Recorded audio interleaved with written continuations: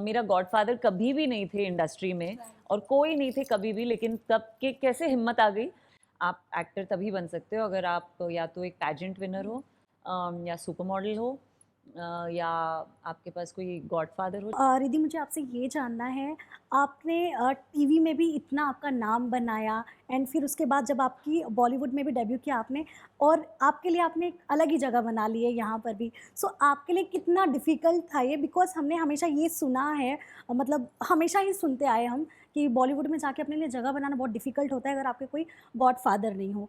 तो इन चीज़ों पर आपका क्या पॉइंट ऑफ व्यू है एंड आपने कितनी डिफ़िकल्टीज़ सही है यहाँ तक पहुँचने में? सी डिफ़िकल्टी तो मैं नहीं कहूँगी, क्योंकि ऐसा नहीं है कि किसी ने मतलब कोई मुझे धक्का नहीं दे रहा है कि ये करो, राइट? ये मेरी चॉइस है। हर रोज़ जो भी मैं कर रही हूँ मेरी चॉइस है, तो डिफ़िकल्टी नहीं है। मुझे पता है कि अगर मैं यहाँ काम कर रही हूँ या फॉरगेट एवरीथिंग एल्स, जिस दिन मैं एक्टर बनी वो मेरी चॉइस थी। किसी ने मुझे नहीं बोला।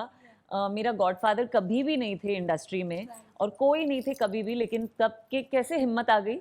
तो आज भी जब मेरे कभी कभी ऐसे दिन होते हैं कि मुझे लगता है यार क्या होगा कैसे होगा, तो मैं उस दिन को याद करती हूँ, that that first day when I decided कि मैं एक्टर बनूंगी। और मुझे यही यही अपने आप को याद दिलाना होता है कि वो जो रिद्धि थी उसने कैसे फियरलेसली कर लिया, सोच लिया करूंगी। उसने तो कुछ नहीं सोचा ऐसा कि मेरा तो कोई गॉडफादर नहीं है, कौन मुझे काम देगा, ऐसा कुछ नहीं सोचा। तो मैं I always remember her, because honestly मैं और एक्सटर्नल फैक्टर्स को देखने का कोई मतलब भी नहीं है कि यहाँ गॉडफादर की, ये सब मुझे पता था।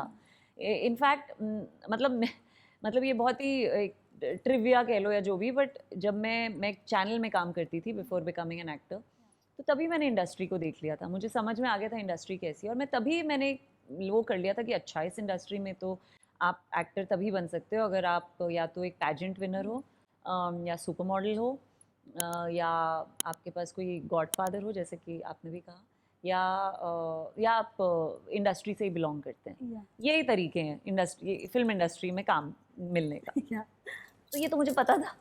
उसके बाद मैं नहीं बोल सकती हाँ डिफ़िकल्ट है या डिफ़िकल्ट नहीं है।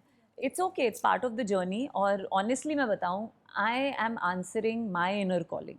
मैं उस दिन, मतलब जब तक मुझे एक्टिंग करनी है मैं तब तक ही करूँगी। अगर किसी दिन मेरे दिल ने बोला छोड़ यार, it's not worth it, I'll do something else. But मैं यहाँ इसलिए हूँ because there is something inside me, there is an inner calling.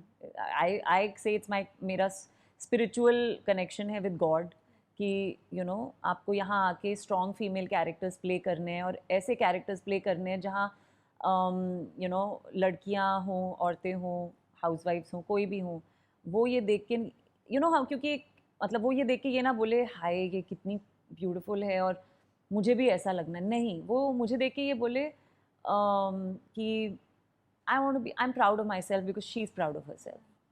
So I think मतलब सबका अपना एक एक रीज़न होता है to do what they are doing. मेरा वो रीज़न बन गया ओवर द ईयर्स टेलीविजन में जब काम शुरू किया। बट या I always try and recall that girl जिसने सबसे पहले सोचा था एक्टर बनते हैं, या अच्छी खासी नौकरी थी, छोड़ के मैं एक्टर बन गई। या